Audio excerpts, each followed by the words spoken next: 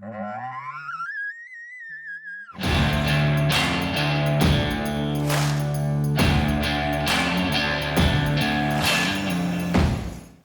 a man comes to the mountain, comes to nothing. Jeremiah Johnson.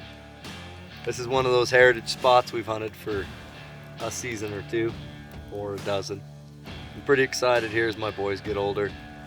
He's obviously going to be starting his first hunting adventure to bring him to places like this, share campfires with friends, family, relatives, and just kind of pass the heritage and torch off and say, you know what? Boys, Dad will stay here and keep the fire warm, and you go get them, I'll help you pack them out.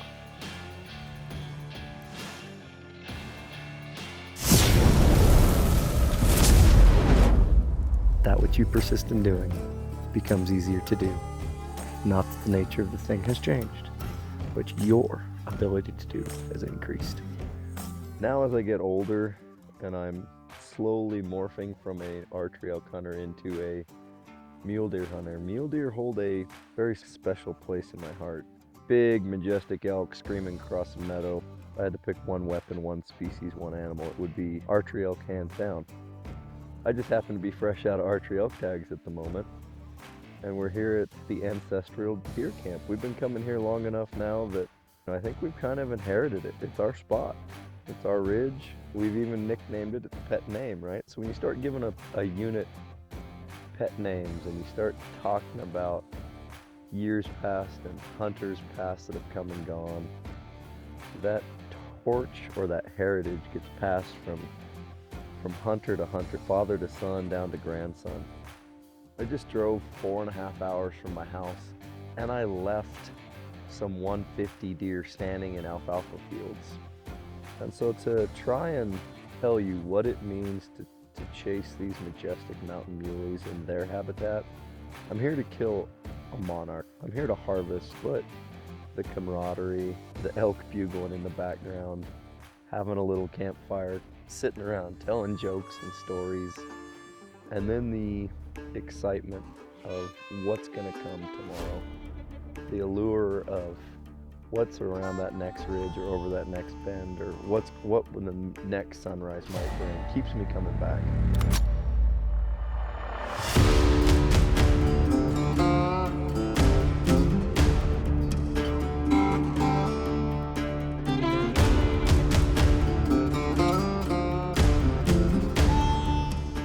So we got up before daylight. We cruised up to a spot and we loaded the backpacks up. Have my good buddy here, Mike, with me. Really love getting above timberline, so we crept right up here to the edge of these basins. We just started following fold after fold after fold. Right at daylight, we seen a few does, moved through a lot of beautiful country. Had a pretty little bit light sprinkling rain, just enough to throw a rain jacket on, keep it cool. About an hour after daylight, we spotted a mature bedded buck at about 800 yards, watched him, decided that he just wasn't the one we're looking for. So we're gonna find a nap spot and then we'll look for lunch, see if he gets up and feeds out. Maybe he'll have another deer with him, and then we'll get in a glassing position for the evening. And the game that I've learned is these deer, you can't walk up on them and jump them and spook them and kill them. It happens, but you have to have way too much luck and chance on your side. What we're looking for is to let that deer get up, naturally feed, and maneuver into a position where we can ambush him. Hey guys, we just got to the Maven building. We're gonna go get my first scope.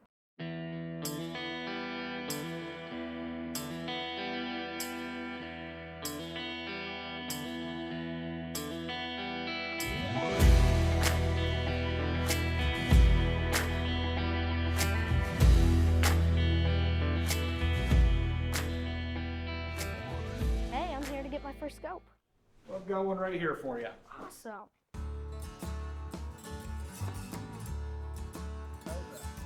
Look at that beauty.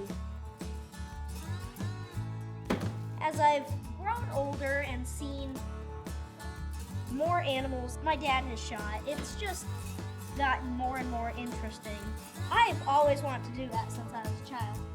And now that I'm old enough, I finally have that opportunity. It is amazing, to say the least. it's probably one of the best experiences you could get, especially for someone my age.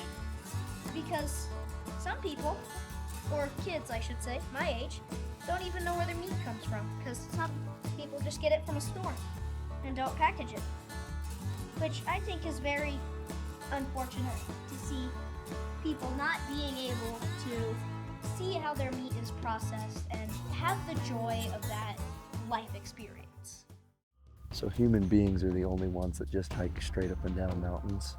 We're sitting on this ridge on the end of this big saddle here, and we got two conjoining basins, so the deer like to cross from one basin to the other, and they do a lot more horizontal crawling through the mountains. You'll find their trails, they are very, I guess, creatures of habit, so they'll just easily take a trail up to the saddle and then wrap around and easily take it through instead of hiking straight up and down the mountains. So guys, some of you may not know, deer and elk have antlers. They shed them every year. In the spring they start to regrow them. They're covered in velvet. As their testosterone levels raise in the fall, when they're getting ready to do the mating and the breeding, they strip that velvet off. They use trees like this to strip all that velvet off. And they do it for a couple reasons. One is to show dominance. Two is to get rid of that velvet. Three, it also is going to strengthen their neck muscles, so it's like a workout. They're hitting the gym. I'm just watching these elk feed right along this timbered edge. The bull that went running through was a pretty good bull, actually. My favorite part of hunting, actually, it's kind of unique. If you look up the definition of hunting, it is to look for something you know not where it is. And that is quintessential. We don't know where these deer are. We have no idea, and more importantly, they move. So it's like finding buried treasure that's mobile.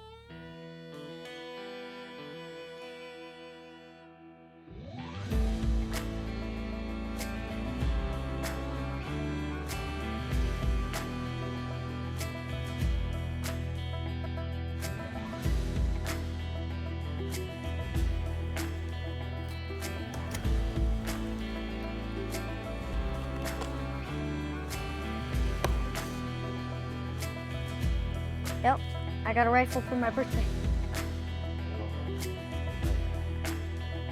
Here in Sheridan, Wyoming, the company started 80 years ago. Weatherby started with ballistics and ultra velocity ballistic superiority, and then came the rifles, needed an action that could handle it, and that's how we got to where we are today. Moved out from California to Wyoming, and still going strong 80 years later.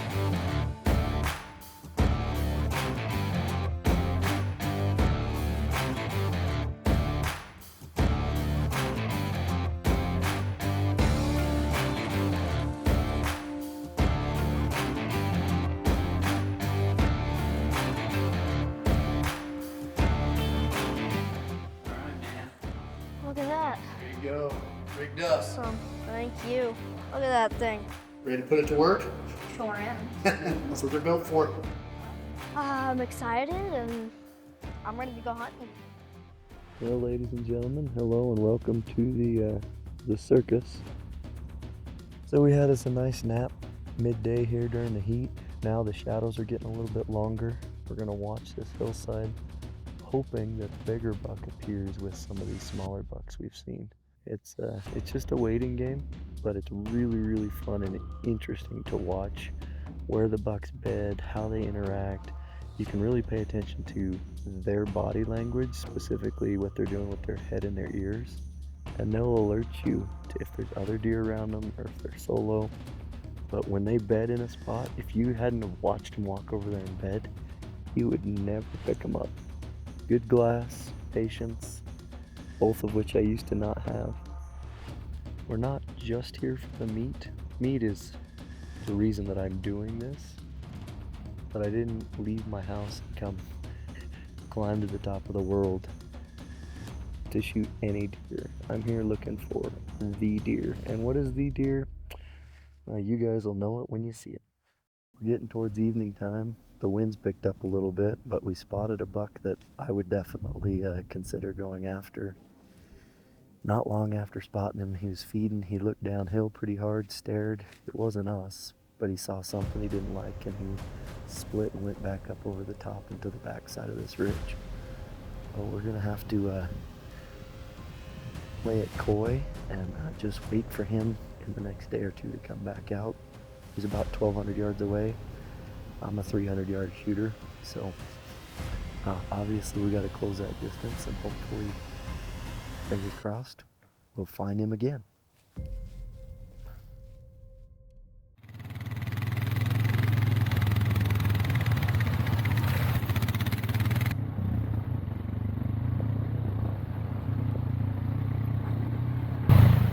What does it mean to kill a monster mountain muley? The harvest isn't the most crucial part. Being here in God's country, getting up and feeling the first frosty, cool air morning, honestly putting your hands in the dirt, creating a livelihood and living out of what we've been provided. You're inspired. Every turn of the trail up here, there's another view or vista that is photo worthy. If you took every picture that was photo worthy, you'd never get through here. Here he comes. This will be year, 14 was the first year I came in here. So this is 11 years, over a decade of hunting. And I've always been in search of a buck like we just found. Yeah, I think I'm going. I'm just going. He's feeding across the opening. I don't have much of a chance before he feeds up out of into the timbered bed. So I'm gonna leave all the noise and movement here, and I'm gonna go chase after this buck of my dreams. He is definitely worthwhile. He's a nice dude. So wish me luck. Damn. Deer herd, David. Look.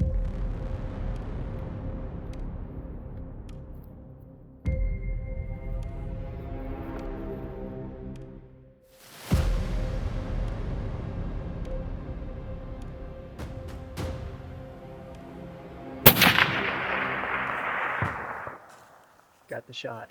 Oh my goodness. Oh my goodness. Oh my goodness.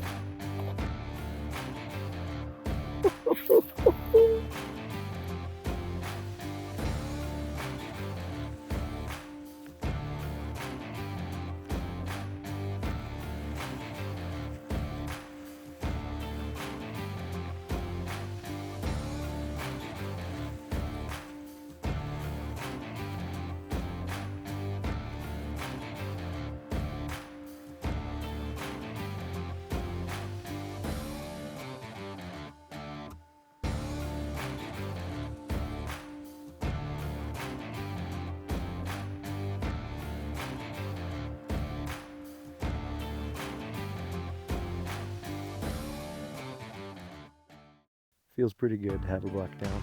There's a small remorse for him. He was the king top dog around here, and this is his castle.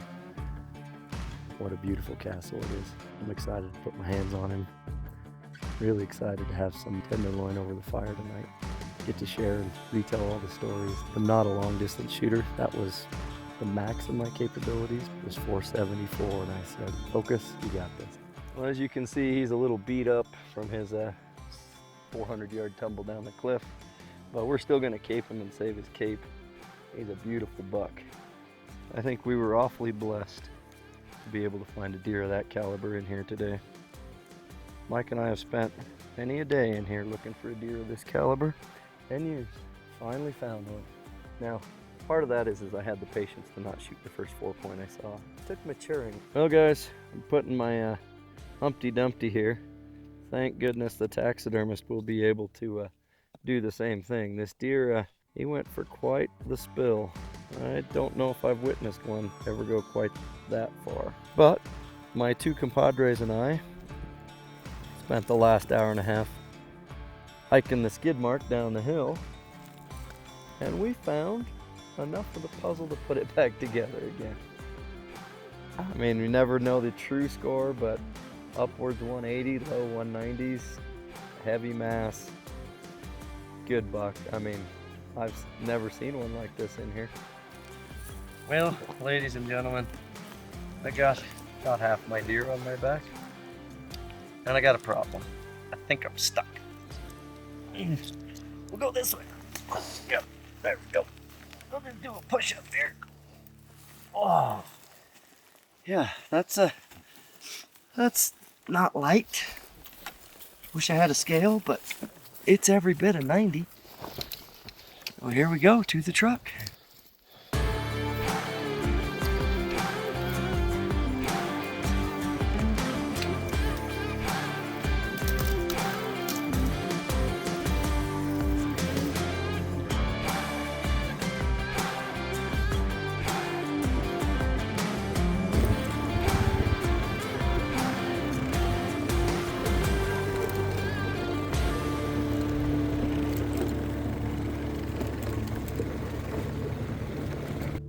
Oh, the best part of getting back to camp, 100%.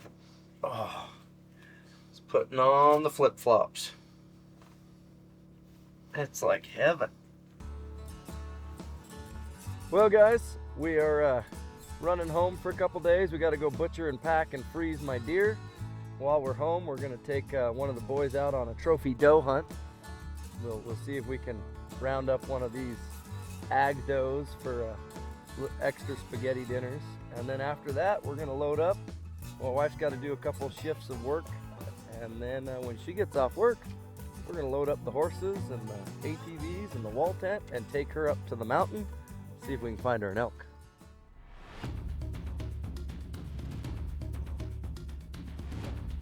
I borrowed one of my brother's Mountain Dews.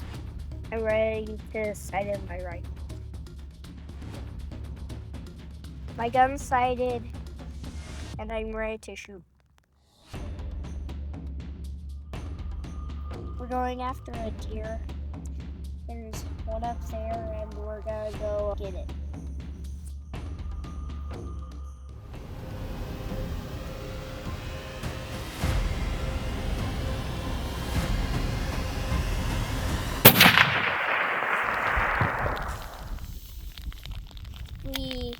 We got Master Doe.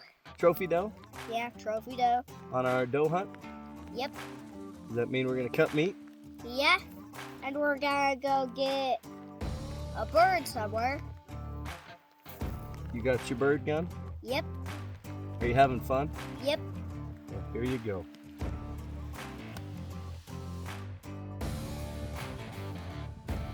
Just got back from Weatherby. Got my rifle.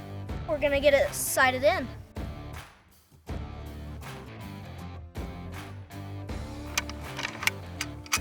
Go get on the gun.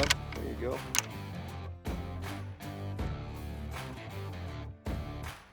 I don't think if I fully realize if I'm ready to be packing the optics and not packing the firearm.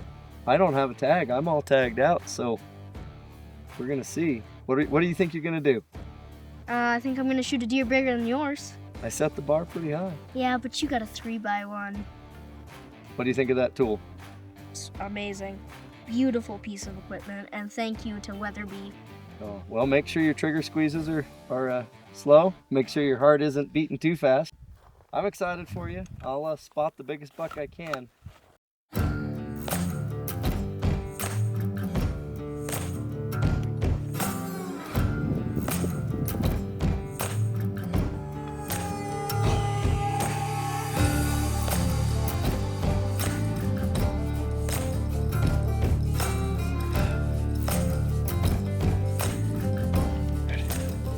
Got here. We're heading over to some elk. We're gonna try to get a little bit closer to get a shot. Night one, fingers crossed.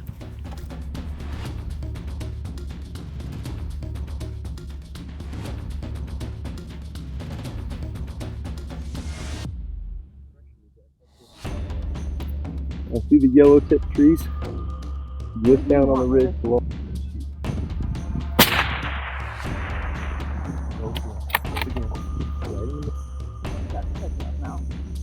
Babe! Babe! Wait till you tell Mike. So, night one, we came up over a ridge and saw a big bull across the valley. We were getting ready to do interview one. Yeah. And I said, hold on, be quiet. I see some elk.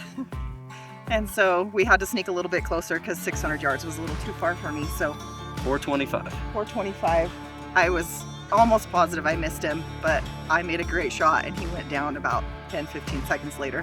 20 yards away. He's right over there and it's getting dark and we're in Grizz country. We're gonna get him out of here. Grizz country, we gotta go. See you, cameraman.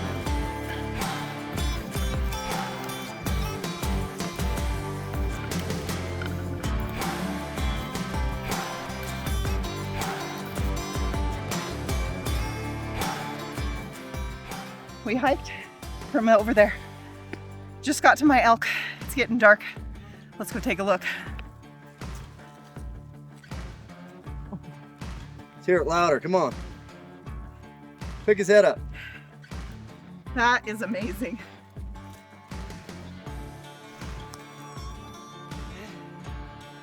Nice 6x6. He went about 13-14 yards and down. About a 450 yard shot. I thought I missed. Obviously I didn't. He's a beauty.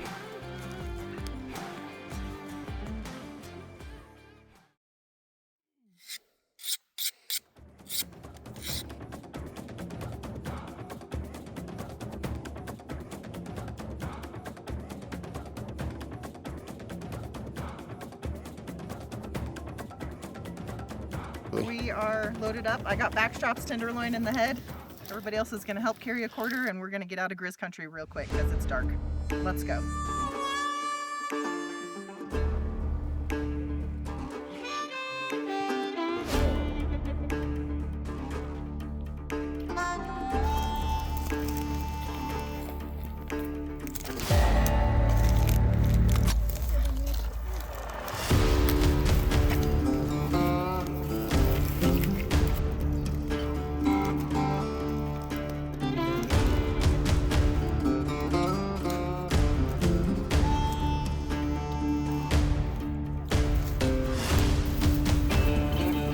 We are in the meadow. I shot my elk on the across the valley. So we gutted it, skinned it, hucked the quarters in the head, back straps, tenderloin down here to the meadow. We're gonna come pack it out in the morning. As you can see above us, we got the quarters up in the tree. Horns are going with me. This is my first time actually having to pack out an elk, so most of the time I get princess hunts thanks to my husband. You'll make it. Let's go. 400 yards to the truck.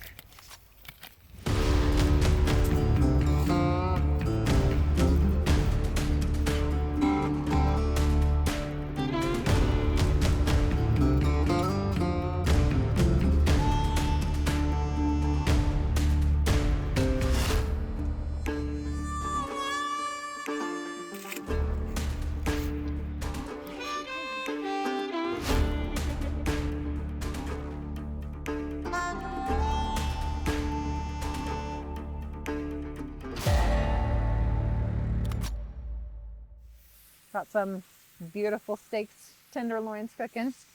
Went up the ridge and just happened to find a bull that was nice enough to shoot. It was fast and furious. We spotted it, snuck in on this bull elk, found a great log to sit on and rest on. He stopped just at the right time. When I took the shot, I was nervous because I don't like rush shots. I actually had a minute to take a deep breath and calm down, which is great. Rested on that log, and that was, it was just excitement knowing that I get to help fill the freezer. We went in at dusk, started packing out. So now it's 10:30 at night. We're cooking some tenderloin and some hash browns, and we're gonna go get the quarters in the morning on the horses. So my son Hunter has a hunt coming up. He drew basically a once in a lifetime deer tag here in Wyoming. And so come this November, we're gonna be trying to get him a monster buck. And we're super excited about it. Hunter's super excited about it. I don't know if he realizes what he's getting himself into, but we're gonna make it a family affair. We're gonna go have a great time and hopefully get a record buck. Hey guys, we just got here and we've already seen some nice bucks, but I think we can find one better.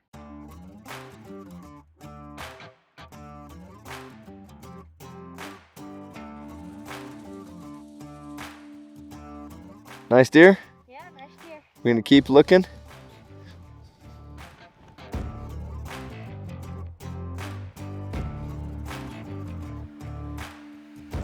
Just saw a big buck right over there. So what day are we of the hunt? This is what, day 13? We were hoping we'll find him today. It's a little cold. A little bumpy.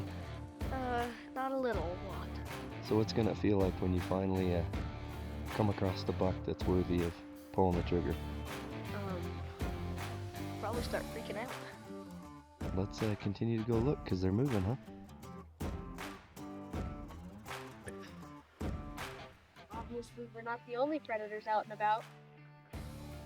Think we want to run across him? Try and walk in his footprints.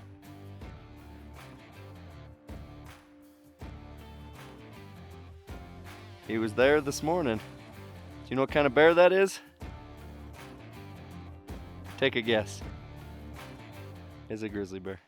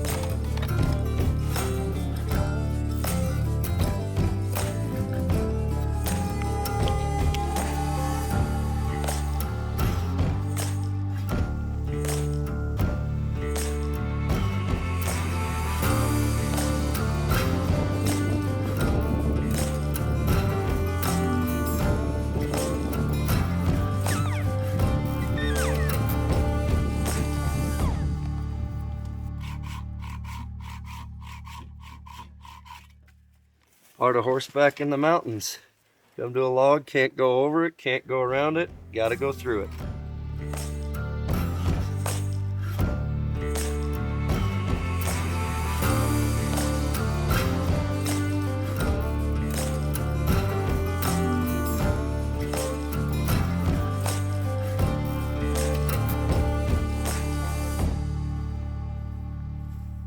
Here to get my meat. Let's go. Welcome to the hanging tree. We got meat to pack.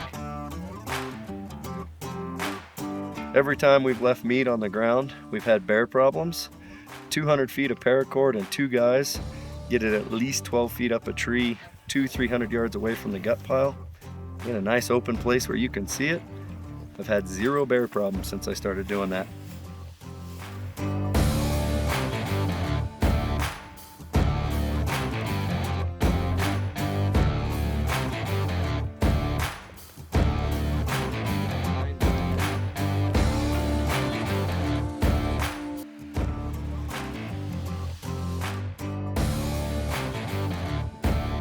We're grateful for the ability to take our horses on horse-specific trails. The conservation that goes into Wyoming wilderness and the Wyoming outdoor is amazing, and I'm grateful for the ability to get outdoors and be able to do this with my husband.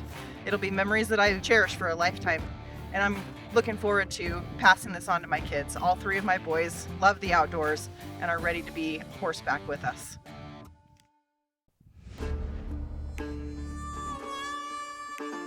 Hey guys, we're going up to the mountain looking for another deer tonight. Hope we get him.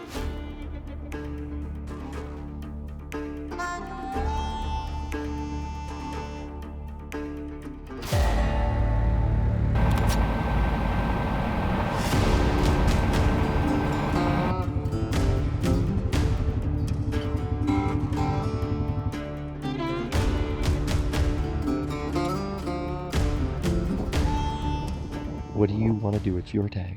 I want to shoot him. I really do. He's a pretty buck. He's right there.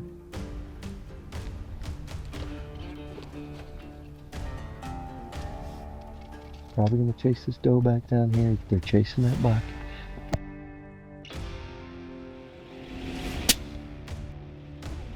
Nice shot, dude.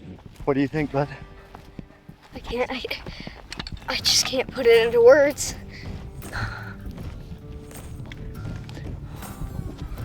This is the buck that got away from you yesterday. Yep. Should we go see him? Yeah. Nice shot. Come on. Right now. Let's see this old warrior, dude. Oh. That is a stud of a buck.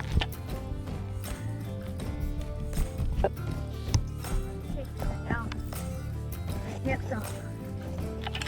Either because it's freezing your balls off cold out here, or I just shot a real nice.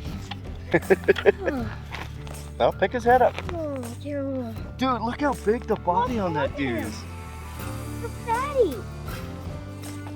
Well. What did he eat? Another deer? Thanks for tagging along on this crazy adventure. I don't think you realize what you just did. I'm all tagged out. Thank you to our sponsors, Weatherby, Maven, and Kafire. I really appreciate it. Anybody else you want to thank? Probably Dad for spending all these hours trying to find this deer for me. This right here is why hunting conservation is so important, so that we can pass it on to the next generation.